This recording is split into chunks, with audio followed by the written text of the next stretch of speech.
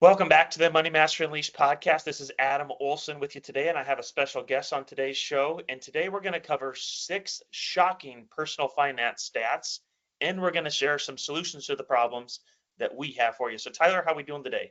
Doing good, Adam. How are you?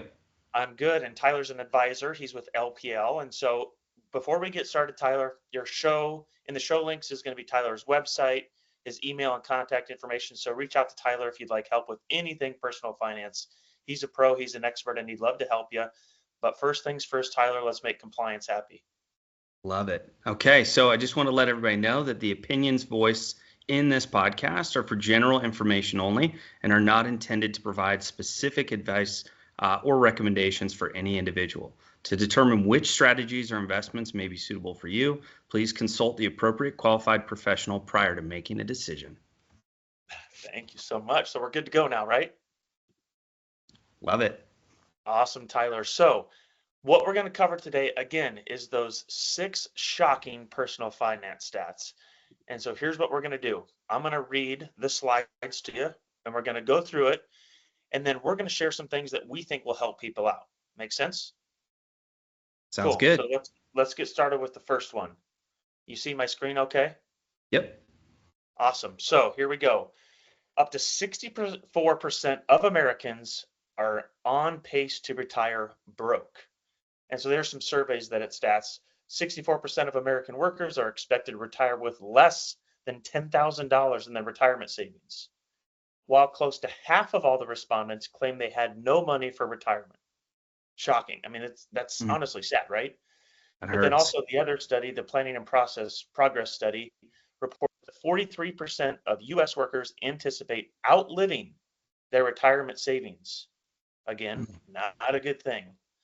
So, and again, it just ends here. Hopefully, these stats are enough to motivate younger people to start prepping early. So, those are mm, the problems, Tyler. People are not saving enough.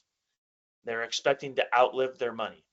I yep. have some thoughts on this, but I mean, you live and breathe in this world every day. What are some of your thoughts on this? Yeah, so my original background was working on big 401k plans. So I got the opportunity to serve about 64,000 people across 3 states. So a lot of people in 401ks and 403bs. And I want to say the biggest thing that I noticed was that I think just as American culture, we're pretty lazy. And when it came to getting into the plan and starting to save, was that very first step was just signing up for the plan, sitting down with advisor to ask questions and just straight up enrolling. Had nothing to do with any of the tough things that people think, like the investment side or what questions they had or any of that. It was just enrolling in the plan. And so I would say I witnessed those stats to say if they're not even in the plan, it's really difficult to save. So I'm going to say that first step of turning it on was a Yeah. big one that I saw. I mean, I get it. People are busy, and like you're like, I'm more worried about getting my paycheck this week and putting food on the table than saving for my retirement. I get it. People are busy. Yeah. Here were some of my thoughts that I want to share with you. And sorry when I look away because I want to make sure I'm reading the stuff right and make sure I'm following the notes. So sorry when I look away. But some takeaways that I had was start saving sooner. Saving something is better than nothing. People, if you're retiring broke, well, what options do you have? Work longer, cut your expenses, or save more, right? But then, like you just said, Tyler, I think financial education is a huge piece of it. Yep. And that's why I do this podcast. That's why I've done the books. And that's what you do every day with people is educate, educate, educate. That's a big one.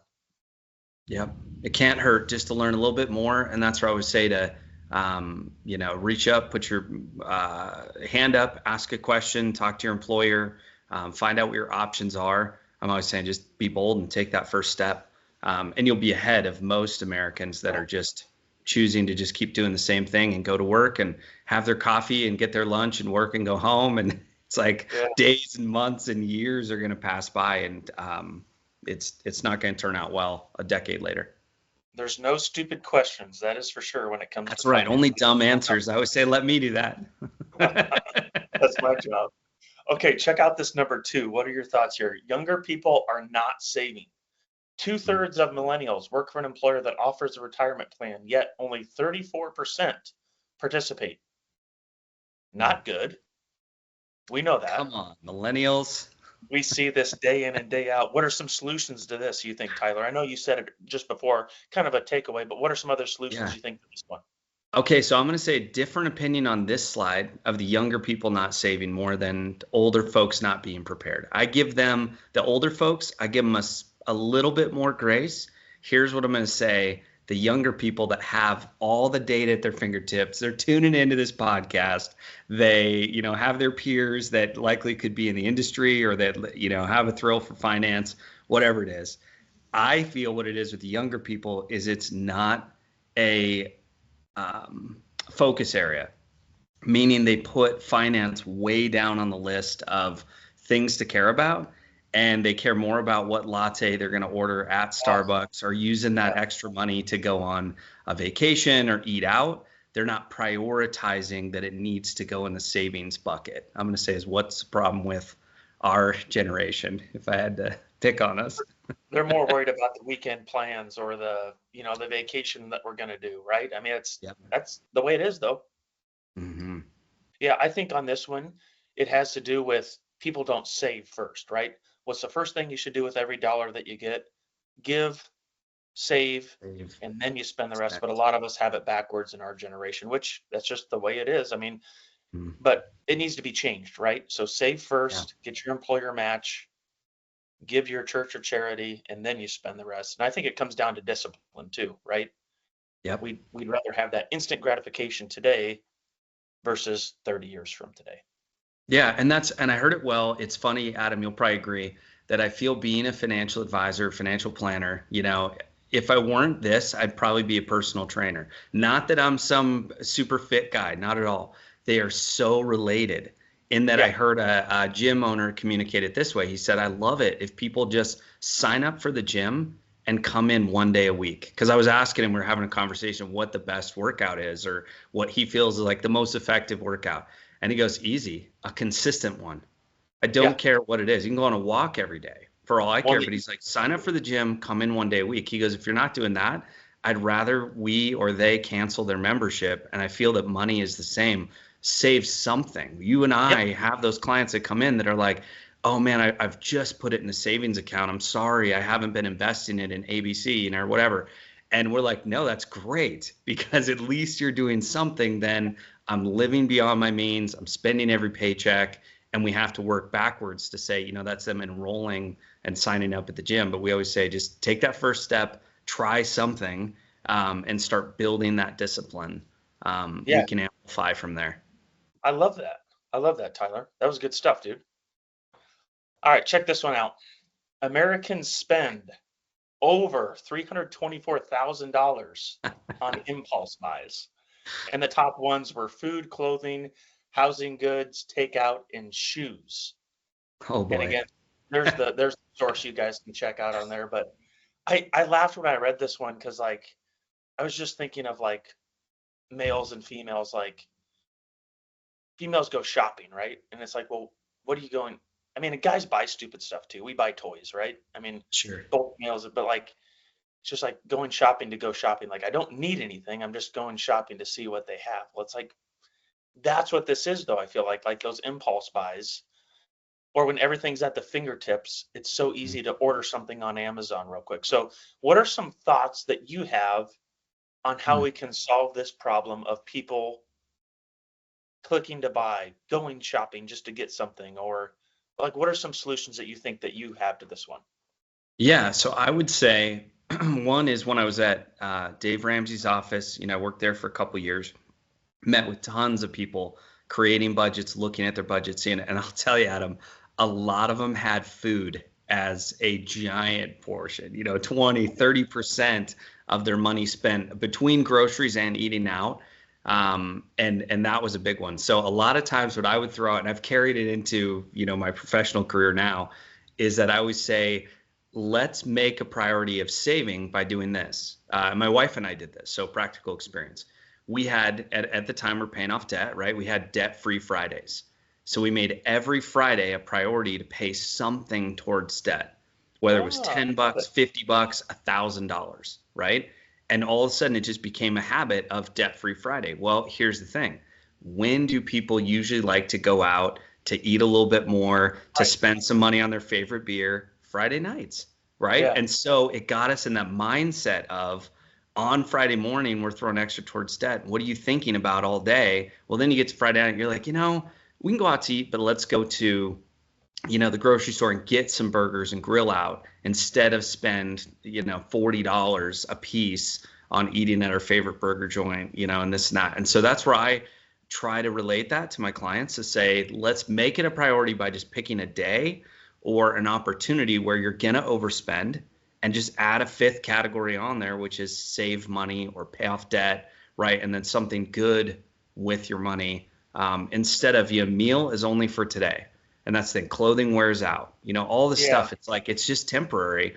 And when I'm encouraging people, especially as you see with saving into like retirement plans, is I always say it's your money, right? It's either income today or income tomorrow. And if you can get them to think like that and say, let's put a little away for income Yeah. tomorrow instead of a good cheeseburger, I feel you won't regret that. So that's kind of my couple of tips there. So it really worked for That's us to add in that day, especially on Fridays, I see. that's a really good one, Tyler. Thanks for sharing that. That's a really good one. Yeah. My one thing was like just delete Amazon off your phone. That's a great Like one too. I had this couple that I was working with that, we were onboarding them, make really good money, but they kind of had a spending issue. Mm, And it was like a lot of Amazon stuff. It was like their monthly budget was Amazon. mm, And they're like, yeah, it's just kind of something that we just, you need this or that. It's easy to grab. And then I was like, have you ever thought about just deleting the app off your phone? mm. And I just was like, they were like, well, no. And then they deleted the app. And then they would like make a Walmart run once a month instead of every day on Amazon. And they Yeah, saved a lot of money doing that, just buying stuff they don't need. And yeah, with the food deal, Tyler, I talk about values a lot with clients, like actually being cognizant of like spending money on things that you value that enhance your life. And if it's food, yes, for some yeah, people, it's food. But like for me and Katie, like it's not. So like here's mm, a great example for you. yeah, My birthday was just Monday, and so we had some friends watch the kids, and we went out for a birthday supper. And yeah. like we're not really like food people, so we just went to the local Mexican joint and split the fajitas for like 30 Cheap. bucks. I love it.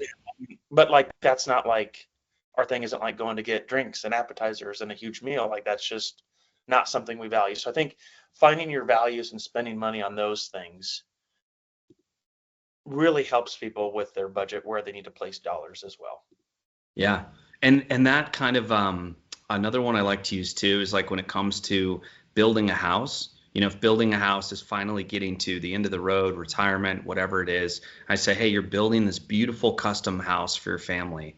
There's many steps along that process of the planning, preparing, the diligence, the discipline that you're not going to see the end result. When you clear the dirt and it's just a flat pad and they're like, oh, your house is going to go right there, you don't really see it. When they cut out the foundation and pour the foundation, you're like, it's a bunch of concrete, And then all of a sudden it's like it starts, but the studs, you can kind of see it, but the bedrooms don't, you know what I mean?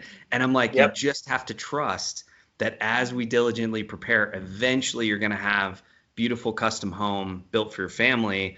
But it's that day to day of I heard a good podcast the other day I was listening to. He said, it's not the reminder of what you're doing when you're feeling good about doing it.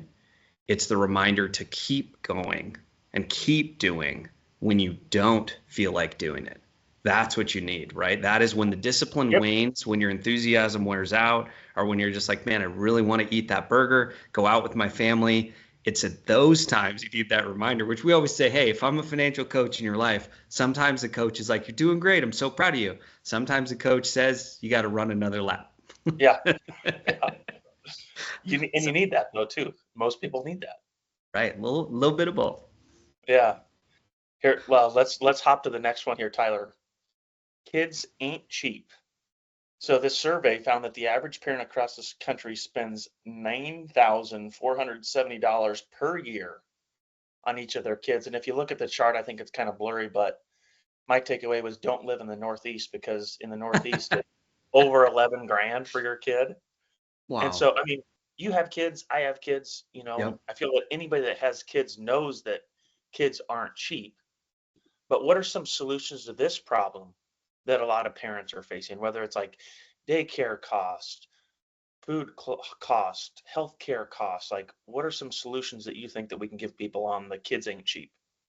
Yeah, okay. So I would say here I'd carve out a substitute or a, not so much compromise, but here's what I'm thinking. Your kids don't need new clothes all the time, right? The hand-me-down thing that I don't know if your parents did that, but my mom and dad did for hand-me-downs. I'm from a split family of six, lots of kids in there, right? I had hand-me-downs. Also, my clothes were, later given to my younger brothers. Something along those lines to say, I think we get excited with our first kid. You often notice when you have more than one. Your first kid, you buy all the new stuff, whatever. And Rachel and I were talking, my wife, about how we got the diaper genie, right? Which is like you take the diaper and you put it in the Yeah. diaper genie.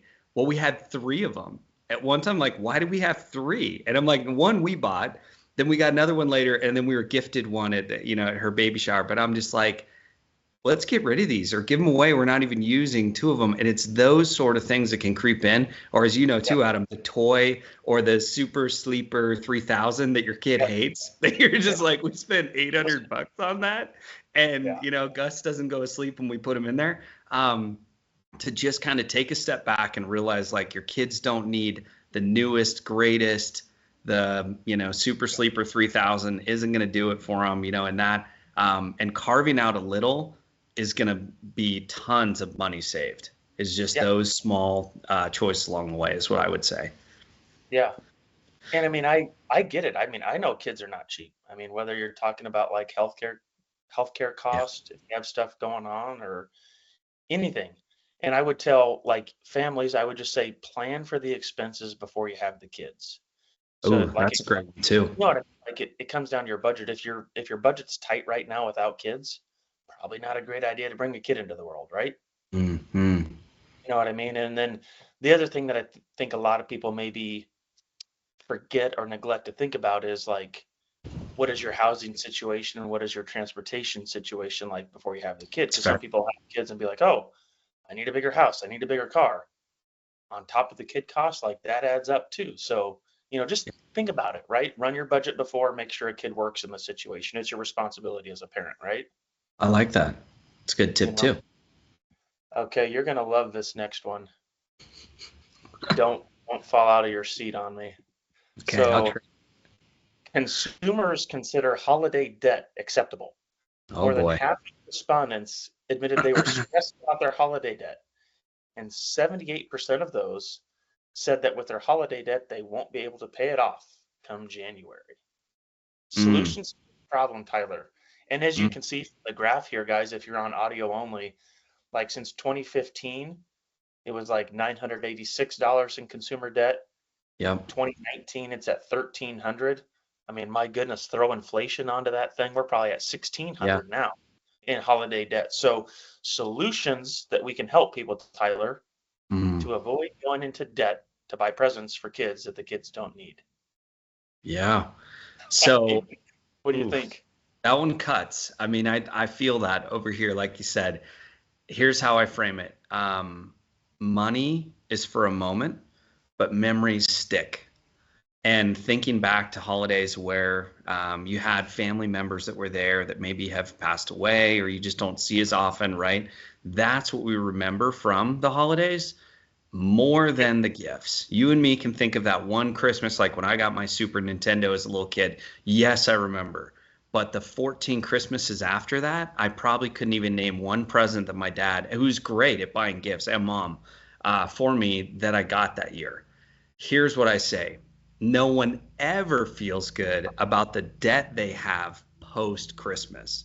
I've yet to meet one family, sit down with them, tears are shed, they feel guilty, puts them behind on their goals. And so what I say is go within reason, and you don't have to get gifts for everyone. You can even yeah, look at it to say, how many gifts do you need for your family? One solution I've found, so again, personal experience would be from a big family.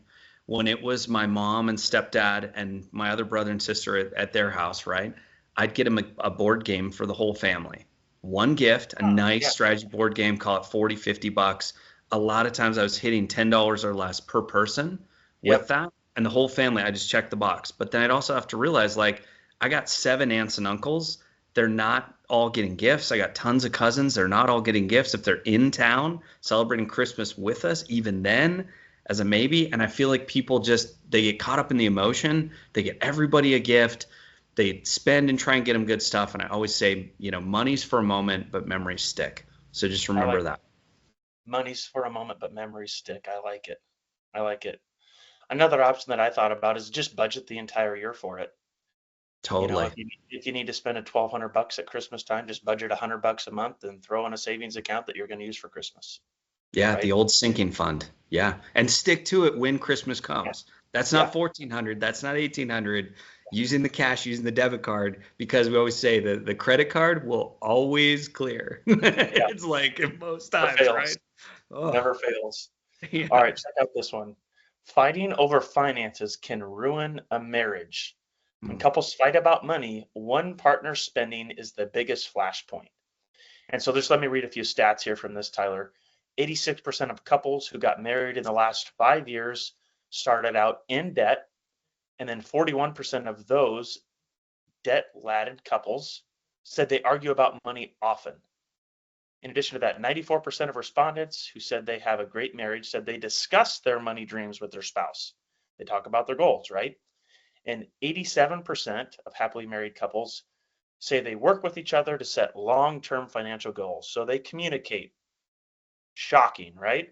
You want a successful money marriage? Communicate. And then what do they fight about?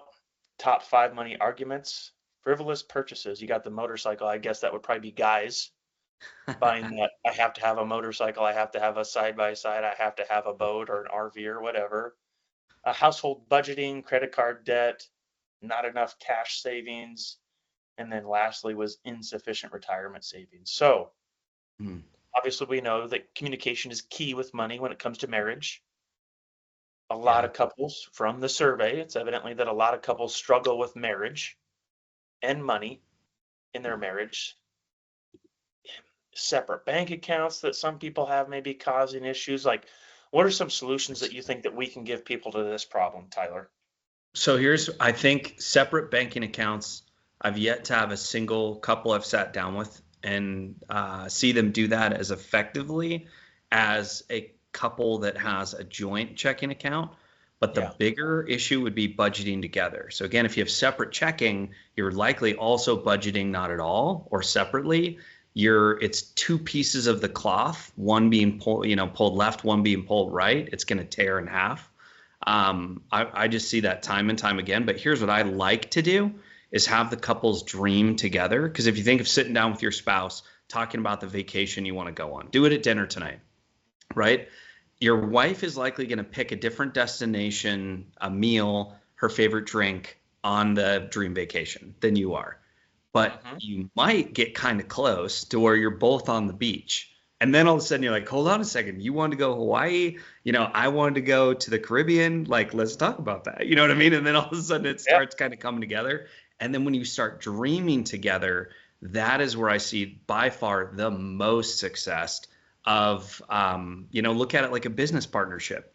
Yeah. Partners that are unified together and building their company and chasing after that vision have really successful companies, dreaming big and then running towards that vision. I'm like, you have to have that with your marriage and your money in your marriage and dream together. Otherwise, the money stuff doesn't matter. So that's where I would say the biggest exercise I like to do is having couples dream together, and then we can backtrack it from there to put some money to those hopeful dreams they have. I like goal setting. We're doing goal setting together, envisioning the future together. And then we're backfilling into what we need to be doing today for that. Totally.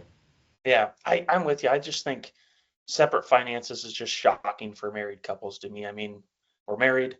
Let's do things together. We're on the same team. We got to know what's going on inside the household budget. My thoughts, let me just go over this real quick. Pay cash for toys. Like, I think what happens a lot, Tyler, is everything's on a payment with people, right? The house is on a payment, the cars are on a payment, the TV, couch, appliances are on a payment. Yeah. The boat, RV, everything's on a payment. Something happens. We don't have any room in the budget for the new thing that happened. Therefore, we start to get stressed about money. Just pay cash for stuff, right? Yeah, that's a good solution. That's where a lot of outcomes come from. Talking, communicating, like you said, goal setting and joint finances is huge in my opinion as well. Yeah. And that's where, and I just feel like you get the most success from that, because otherwise you're running towards two different dreams. You know, it's like a good book I was reading where he said, as a financial advisor, you're a guide on the hike. You got to make sure everybody that you're talking to is going on the same hike, heading towards the right destination, right? Yeah. So if all of a sudden the couple, the wife peels off over here, you're like, they're not on the same hike. They're not going to get to the same destination. So you got to make sure as their guide to kind of rein them back in, and then ask them, hey, where are we going? We going to the lake or the cabin? And then that's where you can help guide them along the way.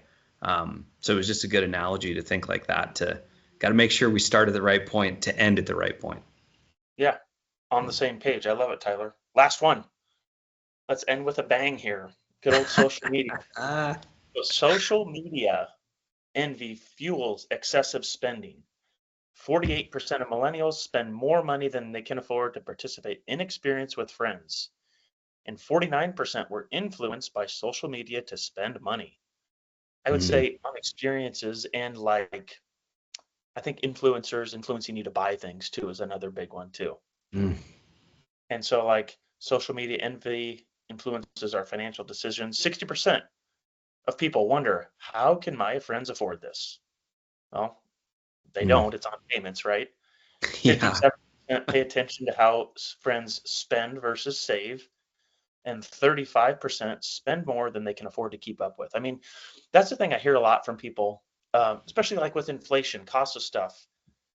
How can people afford this? How is so and so doing this? And it's like, well, I mean, just look at the stats. A lot of stuff is on payments.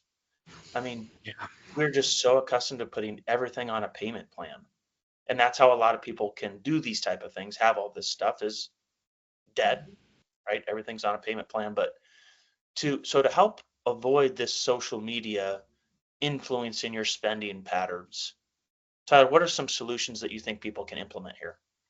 Yeah, so I would say first off is, you're watching social media, be careful in that you're watching someone else's dream, right? Not your own. So kind of on that previous question, talking about that, remember what if you're single, you've set out, or as a married couple dreaming together, reminding yourself of like, this is where we're headed.